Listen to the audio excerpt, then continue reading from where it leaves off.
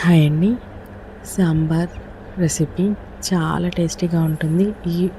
ఇలా ఎవ్వరు చెప్పి ఉండకపోవచ్చు. ట్రై చేయండి, చాలా టేస్టీగా ఉంటుంది.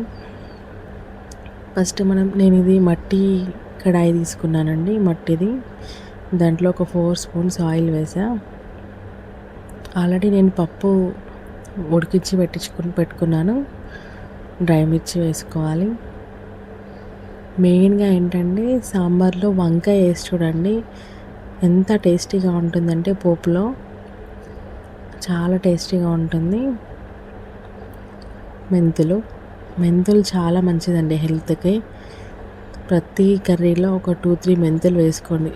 4 to 5 అయినా పర్వాలేదు. అలా వేసుకుంటే డయాబెటిక్ రాకుండా ఉంటుంది, షుగర్ రాకుండా ఉంటుందండి. ఆవాలు జీలకర్ర వేసుకున్నాక వెల్లుల్లి వేసుకోండి. వెల్లుల్లి లైట్ బ్రౌన్ కలర్ వచ్చేంత వరకు వేయించుకుంటే మంచి టేస్ట్ ఉంటుందండి సాంబారు. సరే, ఇలా ట్రై చేయండి, మీకు తప్పకుండా నచ్చుతుంది. తర్వాత పచ్చిమిర్చి. సాంబార్లో కారం కంటే పచ్చిమిర్చి ఎక్కువ వేసుకుంటే చాలా టేస్టీగా ఉంటుందండి. నేను మెంతి కూడా వేశాను, ఎందుకంటే ఈ సీజన్ కదా మెంతి. ఆనియన్స్ ఇంకా మెంతి మంచిగా ఫ్రై అవ్వాలి. తొందరగానే వేడెక్కిందండి. ఇది మట్టి కడాయిలో చేస్తున్నాను నేను.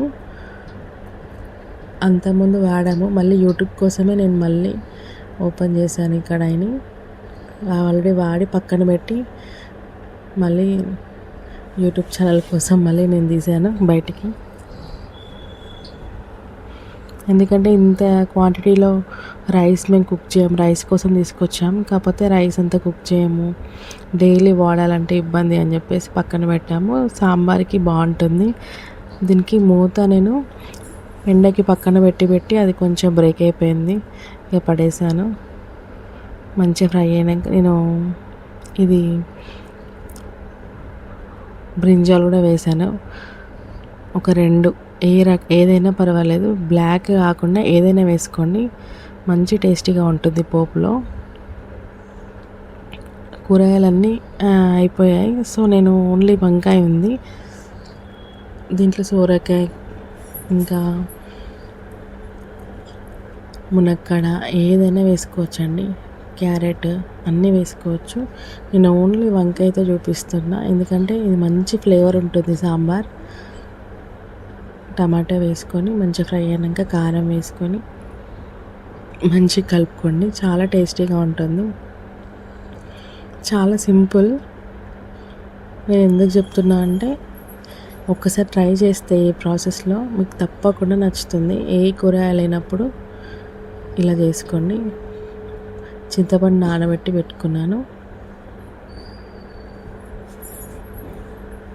చింతపండు రసం దీంట్లో వేసుకొని సాల్ట్ వేసుకొని మంచిగా కొంచెం బాయిల్ అవ్వాలి.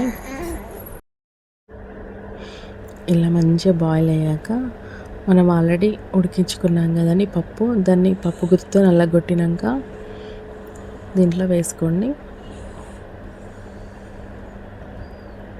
వేసుకొని మంచిగా మరగాలి. సాల్ట్ కారం అన్నీ దీంట్లో చూసుకోండి ఎలా ఉందో, అడ్జస్ట్ చేసుకొని మంచిగా కలుపుకొని ఒకసారి మూత పెట్టుకొని కొత్తిమీర వేసుకొని ఇంకా ఫైనల్గా దించేసుకోవడమే. చాలా టేస్టీగా ఉంటుంది, ట్రై చేయండి. ఒక డిఫరెంట్ ఫ్లేవర్ ఉంటుంది, ఒకసారి ట్రై చేయండి. ఈ ప్రాసెస్లో అన్నీ నా ఛానల్లో mutton biryani, chicken biryani, fry piece biryani అన్నీ ఉన్నాయి, అప్లోడ్ చేశాను. ప్రతి ఒక్క వీడియో చూడండి, తప్పకుండా లైక్ చేయండి. వీడియో చూస్తున్నారు కానీ అస్సలు లైక్ చేయట్లేదు. Please like the video, subscribe. Thank you.